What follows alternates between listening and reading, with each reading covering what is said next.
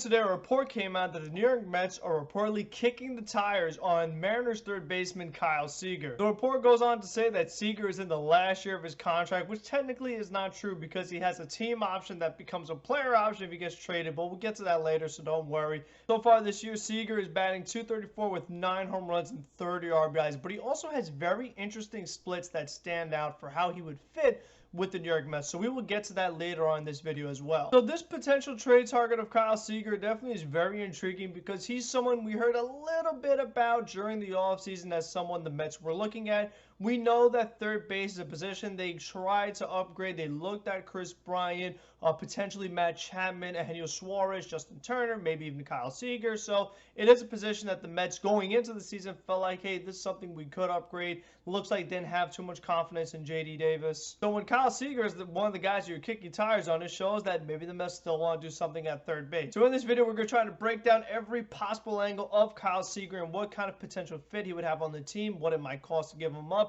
Everything you need to know about Kyle Seager will be in this video. So if you enjoy this, make sure to leave a like. Comment down below, what are your thoughts on the report of the Mets being interested in Kyle Seager? Would that be something that you are for? What kind of players would you be looking to part with in that particular kind of deal? And if this is your first time watching or you just want to do a nice gesture for the day, you could always press subscribe. Definitely would be greatly appreciated. So let's get into Kyle Seager. One of the things that stands out is the fact that he is 33 years old and he will be turning 34 in November. He's a one-time All-Star, so Kyle Seager, for the most part, his best years are behind him. I wouldn't expect anything crazy from him. He's not going to be the best hitter in your lineup, especially if this lineup ever gets fully healthy. That's the main reason why the Mets are looking at Kyle Seager. You feel that if the Mets were fully healthy, Kyle Seager would be someone they're considering, but because of all the injuries that they have, particularly to the position players, you look at the lineup that they're putting out there on a day-to-day basis, it really could use some upgrades. Now, if people are caught up, oh, Kyle Seager, he's left-handed, the Mets have a bunch of lefties to begin with. One of the things that's intriguing about it is that his splits aren't that drastic either way. He bats .232 against righties and .239 against lefties. Oh man, we're facing a lefty. We have no shot here. Oh, forget Kyle Seager, put him on the bench. He still is viable against left-handed pitching, so that's a good sign. He still can play against lefties. Now, the split that really stands out to me is the fact that Kyle Seager this year has a 153 average home in Seattle compared to on the road where he's batting .314 and has 6 home runs. So Kyle Seager, he's been much better on the road. Now, maybe if his home ballpark is Citi Field, he can get those home numbers up. That definitely would help out the team. You don't want to be a guy that only produces on the road. That's not something I would read into too much, but you do hope that it isn't a trend that he's a guy that doesn't play well at home. Now, here's where Kyle Seager could fit in really well. What have the Mets struggled with when they were fully healthy? That was hitting with runners on base. And when you look at Kyle Seager, with runners on, he has a .329 average. With runners in scoring position, he's batting .452. And with a runner on third and less than 2 outs, he's batting .750. Really small sample size on those at-bats because of the team he plays on, but with the bases empty, he's batting .168. So there's weird splits all over the place so far this year, whether it's home or away, runners on, runners scoring position. So far, he has done well with runners in scoring position, and that's something the Mets could definitely upgrade in that department. Now, if you want any other kind of numbers, real quick, I'll put up his Savant page so you can look at all his different percentiles. My biggest takeaway from this is the fact that I don't love his chase/whiff rate, but for the most part, he's a pretty solid player across the board. Again, Kyle Seager, he's a solid player. He's not amazing. He's not horrible. He's pretty good. So how would he fit on this current team? If the Mets were to pull off the trade for Kyle Seager today or tomorrow, what kind of role would he have? Well, obviously, J.D. Davis still is out, so the Mets could use somebody to play third base.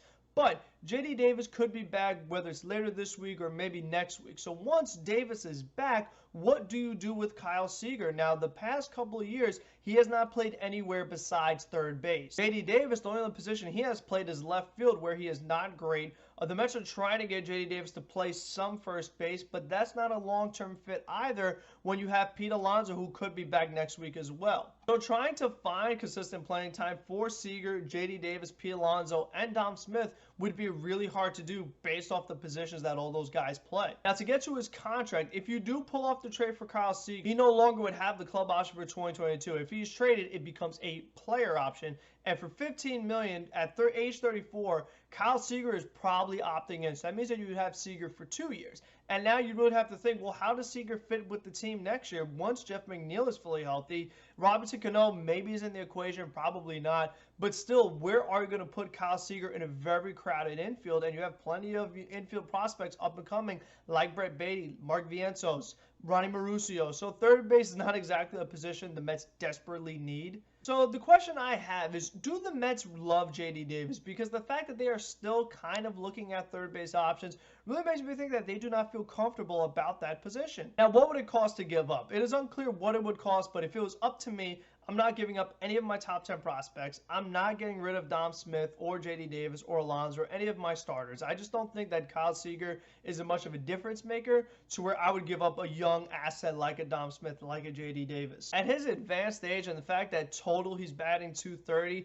I just don't think it's a move that's going to put the Mets over the top. Yes, it would help them today and tomorrow because the lineup is just so depleted. Look at the lineup that's out there tonight. It's tough to score runs when that's the lineup that you're putting out there on a daily basis. Now, as always, this is just a rumor. I mean, the person that reported is supposed to be a beat reporter. Not too many other people have talked about it as far as the big-time reporters. So we're not sure if this is true, but we do know that Zach Scott said that he is looking at everything. He's on the phone all day, every day. The Mets do want to try to make some moves because so far, the Cameron Maybin experiment has not worked out at all. The Mets definitely have got to make some serious moves because McNeil and Conforto are not going to be back till sometime in mid to late June. So this lineup really needs some help, and they got to do it from outside. The last note on Kyle Seager is that you never know if he's going to be able to perform in New York. That is the biggest unknown element with whoever the New York Mets are targeting, because you look at the way it has gone for Francisco Lindor and James McCann so far.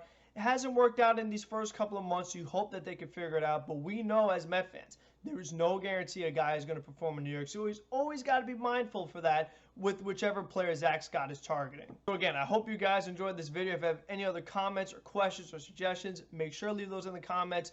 Enjoy the rest of your day. Let's go Mets. Let's get a freaking win. Score some runs.